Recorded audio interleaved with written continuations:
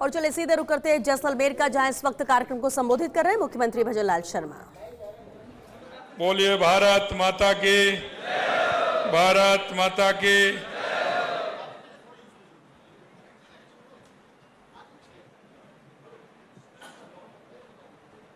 वैसे तो जो विषय था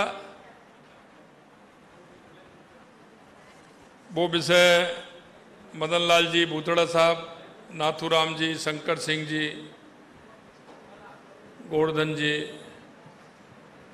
इन्होंने आपके सामने रखा।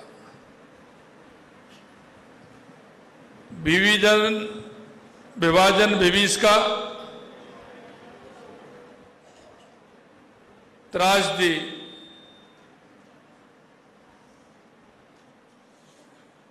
सबसे ज्यादा अगर झेला है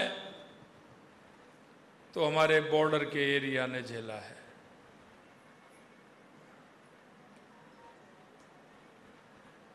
अभी आपके सामने भूतड़ा जी ने बात रखी है, क्योंकि मैं आपको इस विभाजन विभीषका पर एक तरफ देश को आजादी मिल रही थी, 15 अगस्त 1947 को हमारा देश आजाद हुआ। कल हम स्वतंत्रता दिवस मनाएंगे, लेकिन 14 अगस्त को देश के अंदर जो हुआ उसको भी हमें याद रखना है कि हमारे पूर्वजों ने आजादी की लड़ाई के लिए कितना संघर्ष किया। हजारों सालों की गुलामी, कभी इस देश के अंदर हूण आए, कभी कुषाण आए, कभी इस्लाम आए, अंग्रेज आए, इस देश को गुलामी की जंजीरों में जकड़ते रहे। हमारे पूर्वजों ने और उन वीर शहीदों ने कितनी मेहनत की, और उस मेहनत के बाद, समर्पण के बाद, बलिदान के बाद हमें आजादी मिली। लेकिन उस आजादी में आप देखेंगे कि दुनिया की सबसे बड़ी विभाजन विभीषका अगर थी तो उसके अंदर थी। 14 अगस्त को आपने देखा होगा किस तरह से पाकिस्तान से ट्रेनें आ रही थी, किस तरह से वहां से लोगों को खदेड़ा जा रहा था, क्या स्थिति हो रही थी। आपके माध्यम से मैंने उस विभीषका के जिन्होंने उसको झेला है, उसके दर्द को जानते हैं। आज भी वो उस दर्द से मन में जब बात करते हैं तो उनके मन में आंसू छलक आते हैं। अपने घर को छोड़ के, परिवार को छोड़ करके, अपने रिश्तेदार को छोड़ करके किस तरह से वो आए और उन्होंने कितने कितने दुख सहन किए, कितने कष्ट सहन किए। आज हम कहना चाहते हैं ये विभाजन विभीषका, वो त्रासदी उन लोगों के मन में जब आती है, उनके पिताजी ने, माताजी ने, चाचा जी ने जब उनको सुनाई होगी। कुछ तो ऐसे हैं कि जिन्होंने उसको देखा है, झेला है, लेकिन जब उन्होंने सुनाया होगा कि वहाँ खेती भी थी, मकान भी था, दुकान भी थी, व्यापार भी था, रातों रात में सभी को समाप्त करके वो वहाँ से निकल पड़े। मैं आपको कहना चाहता हूँ, हमारे मन की ये कल्पना, विशेषकर मैं युवाओं से कहना चाहता हूँ, किस आजादी का महत्व हम सभी को समझना चाहिए। हम सबको देखना चाहिए कि किस तरह से हमारे पूर्वजों ने मेहनत की, और उसमें भी उन लोगों का दर्द भी समझना चाहिए जो आजादी की उस विभीषिका से पीड़ित हैं और आज वो हमारे यहाँ हैं। मैं आपको बताना चाहता हूं, क्या हम सीएए का कानून लेकर के आए थे? क्या हम किसी की सदस्य भारतीयता की में रहने वाले लोगों की हम कोई नागरिकता को समाप्त कर रहे थे? लेकिन हमने कहा हमारे यहाँ का हिंदू, हमारे यहाँ का वो जैन, हमारे यहाँ का वो सिख परिवार जो पाकिस्तान और अफगानिस्तान में लंबे समय से रहते थे, आज आपने देखा होगा उनकी संख्या वहां कितनी रह गई, वो कहां चले गए, काल के गाल में कहां समा गए। इस पर हमें विचार करना चाहिए या नहीं करना चाहिए। आज हम देखते हैं पाकिस्तान के अंदर 1947 में हिंदुओं की कितनी आबादी थी, आज वो आबादी कितनी रह गई है। अफगानिस्तान के अंदर कितने हमारे सरदार भाई थे, सिख भाई थे, जैन भाई थे, आखिर वो कहां चले गए? कभी हमने इस पर विचार किया क्या? आपने देखा होगा हमारी केंद्र की सरकार सीए का कानून लेकर के आई थी, वो किसी को कानून रद्द करने का नहीं था, वो सिर्फ उन लोगों को कानून ये था कि जो हमारे हिंदू भाई हैं, हमारे सिख भाई हैं, हमारे जैन भाई हैं, उन सभी को भारत में उनकी नागरिकता देने का था। लेकिन आपने देखा, लेकिन मैं धन्यवाद देना चाहता हूं देश के यशस्वी प्रधानमंत्री नरेंद्र मोदी जी को, गृह मंत्री अमित शाह जी को, कि उन्होंने जिस काम को हाथ में लिया उसको पूरा करने का काम देश के यशस्वी प्रधानमंत्री जी ने किया। और आपने देखा होगा हमने भी हमारे अंतरिम बजट आया था, उसमें भी हमने कहा था कि पाक विस्थापित हैं उनको जमीन दे करके बसाने का काम भी करेंगे।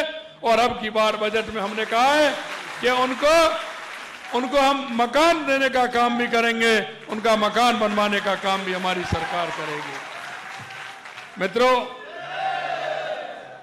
मित्रों मैं कहना चाहता हूं, और मैं इसलिए कहना चाहता हूं कि मैं जैसलमेर की भूमि पर खड़ा हूं, क्योंकि यहां के राजा जब आजादी की लड़ाई चल रही थी, पाकिस्तान विभाजन हो रहा था, यहां के महाराज साहब से पूछा गया था कि आप कहां रहना चाहते हैं। उन्होंने सीधा सीधा जवाब जिन्ना को दिया कि आप क्या करोगे। और मैं धन्यवाद देना चाहता हूं जैसलमेर के उस समय के महाराज साहब को कि उन्होंने स्पष्टता की और उन्होंने कहा कि हम हिंदुस्तान में रहेंगे, हिंदुस्तान में रहेंगे। और जो उन्होंने उनको जो जवाब दिया था उससे वो परेशान हो गए। उन्होंने कहा परेशान होने की जरूरत नहीं है, आप हमें बताइए पहले कि जब अगर दोनों के साथ इस तरह की बात होगी तो आप किसका साथ देंगे। और उन्होंने ये कहा कि हम हिंदुस्तान के अंदर रहेंगे, हिंदुस्तान में हैं और हिंदुस्तान में रहेंगे, दुनिया की कोई ताकत हमको पाकिस्तान में नहीं मिला सकती।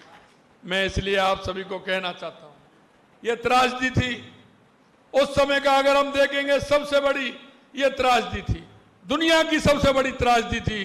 तो एक साथ कितने लोग इधर गए, कितने लोग उधर गए, कितने लोगों का कत्लेआम हुआ, हमारी माता बहनें किस तरह से उसमें परेशान रही। अगर उस सीन को देखते हैं तो हर भारतीय की आंखों में आंसू आ जाते हैं। आपने अभी देखा मदन लाल जी बता रहे थे, लेकिन उनके मन की पीड़ा आप समझ रहे थे। मैं आपसे यही कहना चाहता हूं मेरे भाई और बहनों कि हमको आने वाली युवा पीढ़ी को हमें इन सारी बातों का ध्यान भी रखना है और हमें यह सबक भी लेना है कि हमें एकजुटता के साथ पूरे राष्ट्र को बांधते हुए हमें काम करना है। आने वाले इस समय में मैं आपको इतना कहना चाहता हूं, जो पाक विस्थापित हैं वो किसी भी प्रकार की चिंता नहीं करें। निश्चित रूप से हमारी सरकार उनके लिए रहने के लिए, उनके बच्चों को पढ़ने के लिए और उनको आगामी समय में उनको सरकारी नौकरियों के लिए भी हमारी सरकार पूरा वायदा जो हमने किया है वो हम पूरा करेंगे। और हम आपसे इतना कहना चाहते हैं कि आखिरकार हमारे जो हिंदू भाई हैं, हमारे सिख भाई हैं, हमारे जैन भाई हैं, आखिरकार कहां जाएंगे? वहां से जिस तरह से अपने अस्मिता को बचाते हुए वो यहां आए थे, अगर हम उनको सहारा नहीं देंगे तो कौन सहारा देगा, उनको कहां सहारा मिलेगा। इसलिए मैं आप सभी से इतना ही कहना चाहता हूं कि जो ये विभीषिका 14 अगस्त की जो विभीषिका थी, ये वास्तव में हमारे बॉर्डर एरिया के लिए, हमारे राजस्थान में जितना बॉर्डर है उसके लिए, क्योंकि उन्होंने सबसे ज्यादा झेला है तो हमारे बॉर्डर एरिया ने झेला है। आज मैं तनोट माता गया और माता जी के मैंने दर्शन भी किए, और माता जी का चाहे वो 61 की लड़ाई हो या 72 की लड़ाई हो, माता जी का वो काम भी आपने सुना होगा, वो भी आपने देखा होगा कि किस तरह से वो उस युद्ध में, वो बता रहे थे मेरे को आज सैनिक कि ये जो एरिया था माता जी का, उसमें पाकिस्तान ने गोले दागे लेकिन एक भी गोला उसमें बस्ट नहीं हुआ, फूटा नहीं। ये हमारी भारत की ताकत है। मैं आपसे इतना ही कहना चाहता हूं कि आप निश्चिंत रहिए। आपके बीच में मेरा आने का मन था कि मैं आपके बीच में ही जाकर के इस विभाजन विभीषिका के कुछ विषय आपको सुनूं और हमारे युवा पीढ़ियों को सुनाने का काम भी करूं। आप सभी को मैं इतना विश्वास दिलाना चाहता हूं कि आप निश्चिंत रूप से रहिए और अपना काम करिए, और हमारी सरकार पूर्ण रूप से आपके साथ है। इतना ही मैं आप सभी से निवेदन करना चाहता हूं। और मैं कहना चाहता हूं, सभी यहाँ हमारे युवा भाई भी हैं, हमारे सभी जैसलमेर शहर के सभी नागरिक हैं। हमारी सरकार ने इस बजट में जैसलमेर के लिए जो हमने आपसे वायदे किए थे उनको पूरा करने की हमने कोशिश की है।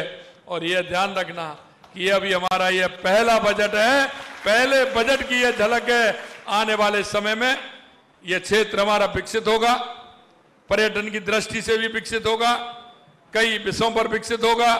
और मैं इतना ही कहना चाहता हूं कि जैसलमेर को हम एक विकास होगा तो हमारा राजस्थान विकसित होगा और हमारा देश विकसित होगा। देश के यशस्वी प्रधानमंत्री नरेंद्र मोदी जी का विकसित भारत का सपना, विकसित राजस्थान का सपना और हर व्यक्ति का सपना पूरा होगा। इतना मैं आप सभी को विश्वास दिलाता हूं। क्योंकि कार्यक्रम मेरा जयपुर में है, मैं थोड़ी समय की कमी है, इसलिए मैं आप सभी से इजाजत लेते हुए मेरी वाणी को विराम देता हूं। आप सभी को मैं बहुत बहुत धन्यवाद देता हूं। आप सभी को बहुत बहुत धन्यवाद। जय हिंद, जय भारत, जय राजस्थान। बहुत बहुत धन्यवाद।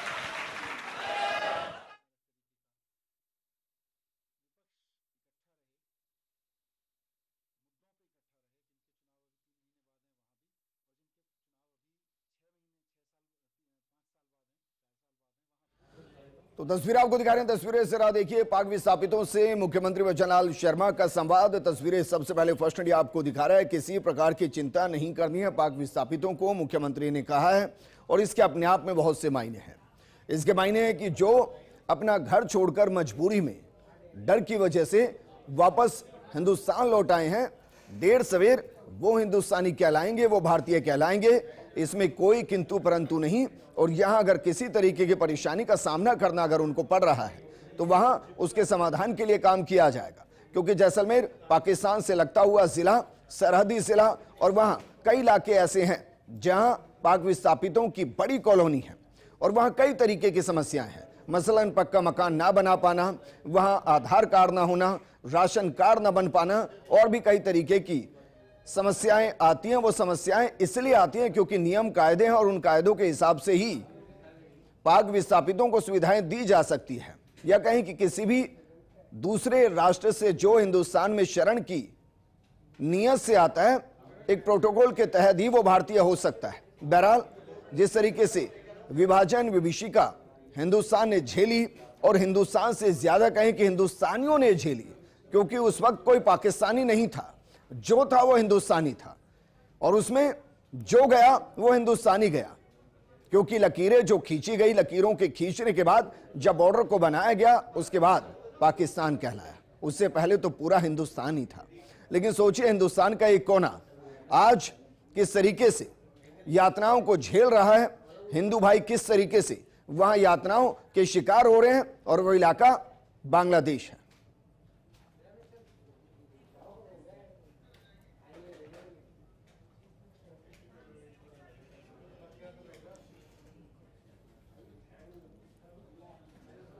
तो देखिए तस्वीरें आपको दिखा रहे थे, वहां पर महंत प्रतापपुरी आपको तस्वीरों में नजर आ रहे हैं, जो कि विधायक हैं, और पाक विस्थापितों से संवाद मुख्यमंत्री ने किया।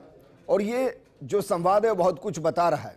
संवाद इसलिए भी बहुत कुछ बता रहा है क्योंकि कल आजादी के तराने गुनगुनाए जाएंगे, लेकिन आजादी किन कीमतों पर मिली, आजादी के लिए कितने घर बर्बाद हुए, आजादी के लिए कितने लाखों की जान गई, आजादी के लिए कितने मंगलसूत्र हमेशा के लिए खत्म कर दिए गए, ये आज के दौर में शायद ही कोई समझ पाए। लेकिन 1947 को कभी पढ़िएगा तब आपको पता चलेगा कि जो जमीन पर रेखाएं खींची गई उसमें कितनों का लहू बहाया गया। लेकिन तस्वीरें हैं जैसलमेर से। जैसलमेर न सिर्फ आजादी के बीच के दर्द को हमेशा महसूस करता है, बल्कि उसके बाद जो पाकिस्तान के साथ जंग हुई, उन जंग की शौर्य की गाथाएं भी आपको जैसलमेर के अंदर नजर आएंगी। मां तनोट का आशीर्वाद आपको नजर आएगा। लेकिन जो विभीषिका, जो दर्द, जो अपनों का खोना, जो अपने वतन का ना होना, जो उस जोर में हुआ, वो उस हद तक हुआ जिन्हें शब्दों में बयां नहीं किया जा सकता।